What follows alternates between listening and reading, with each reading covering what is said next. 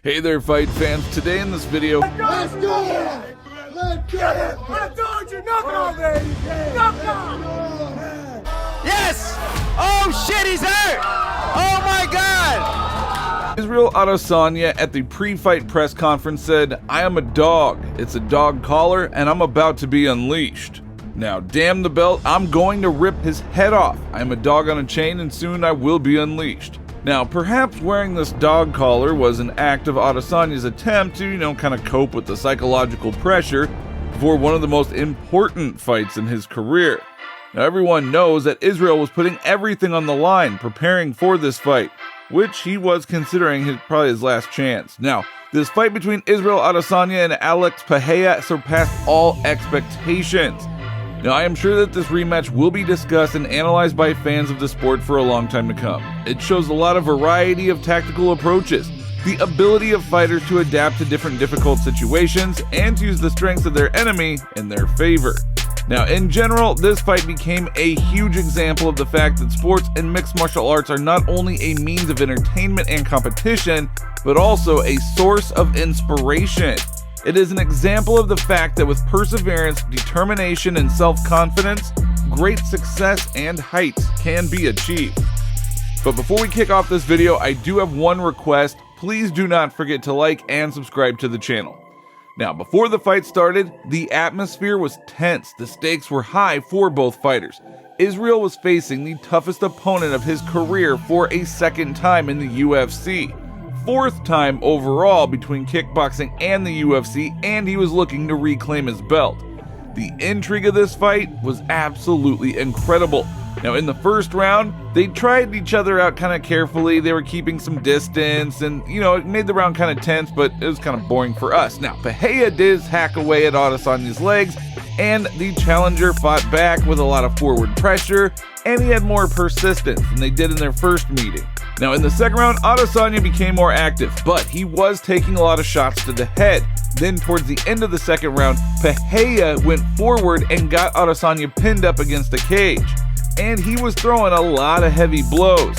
So it did seem at first that Adesanya was in trouble. But nope, no more. He was just playing possum. So that's exactly what happened. He lured him in, he let the champion open himself up, and then he got caught. Now, Pereira, as you know, he was dropping his guard a lot. Pereira was starting to rush in, and as he did to try to punish Izzy threw a monstrous right hook. The champion was completely stunned, and then once he collapsed on the floor, Adesanya delivered another finishing blow, putting an end to this story. Now, it is worth noting that Israel finally beat his sworn rival on the fourth attempt. His perseverance and determination can only be envied. Now, it's not surprising that Adesanya was pretty happy about the victory. Once he saw that Pereira was not getting up, he just started imitating. He was shooting arrows at him. Now, that is Pereira's trademark gesture, after which he goes into the octagon throwing several arrows at a defeated enemy. However, Israel, well, he can be forgiven for such childness. It is not every day that you get such a big victory. So now, the champion is back. Israel Adesanya, the reigning champion, managed to reclaim his title after a long and difficult time by overcoming Pereira. And it's not every day that you get such a big victory, and the impression that he left on the crowd was absolutely incredible. This fight between Israel Adesanya and Alex Pereira will be discussed and analyzed for a very long time, as it does show a lot of the diversity of tactical approaches, the ability of fighters to adapt to difficult situations and use their strengths. In addition to this victory, Israel Adesanya also has a very important step in his career and confirmed his status as being one of the best fighters of recent times. Now, ultimately, this fight was a reminder that in the world of MMA, nothing is completely predictable, and the path to the top, well, it can be difficult and full of unexpected twists and turns. Fighters must be ready for anything and at any moment in order to win and stay on top. Now, in the future, this fight could be excellent training material for some young athletes and coaches who, want to learn and develop their tactical skills and strategies.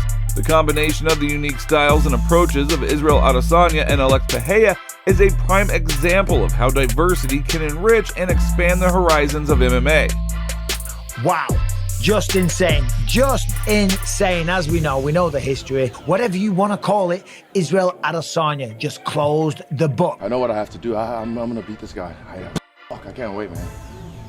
I get emotional when I think about it because I think about the result of what's going to feel like, the relief, and that's why I get emotional. But I'm going to fuck this guy up, man. Holy shit. Now, ahead of Israel Adesanya, there's gonna be some new challenges and new rivals who will be wanting to take away his championship belt. But the experience and lessons learned will undoubtedly become a solid foundation for Adesanya on which he will rely on in future fights.